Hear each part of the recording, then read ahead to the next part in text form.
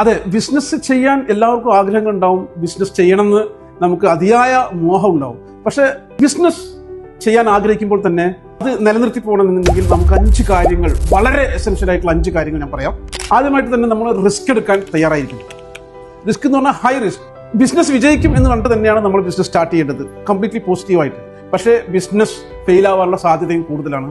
അത് ആക്സെപ്റ്റ് ചെയ്യാനും അതൊരിക്കലും വിട്ടുകൊടുക്കാതെ ഗീവ് അപ്പ് ചെയ്യാതെ മുന്നോട്ട് കൊണ്ടുപോയി അത് വിജയിപ്പിച്ചെടുക്കാനുമുള്ള ആ ഒരു ഡിറ്റർമിനേഷൻ നമുക്ക് ഉണ്ടായിരിക്കണം.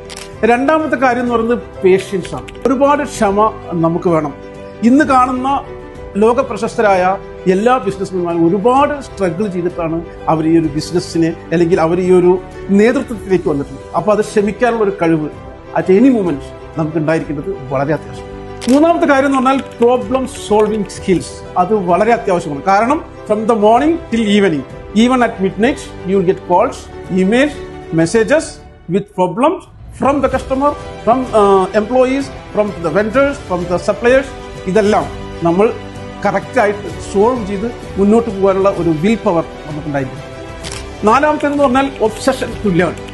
നമ്മൾ പുതിയ കാര്യങ്ങൾ പഠിക്കുവാനും അത് നമ്മളുടെ ബിസിനസ്സിലേക്ക് ഇംപ്ലിമെന്റ് ചെയ്യുവാനും പുതിയ ഇന്നോവേഷൻസ് കൊണ്ടുവരാനും നമ്മൾ ആൾവേസ് ശ്രമിച്ചുകൊണ്ടിരിക്കണം. അല്ലെങ്കിൽ നമ്മൾ ഔട്ടായി പോകും from the market. And the fifth and last one is consistency.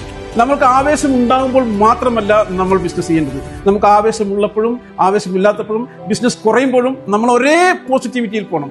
അത് എംപ്ലോയീസിന്റെ അടുത്തായാലും ഫാമിലിയുടെ അടുത്തായാലും നമ്മുടെ കസ്റ്റമർ അടുത്തായാലും we should be always positive. ഈ 5 കാര്യങ്ങൾ ഉണ്ടെങ്കിൽ ജസ്റ്റ് സ്റ്റാർട്ട് യുവർ ബിസിനസ്.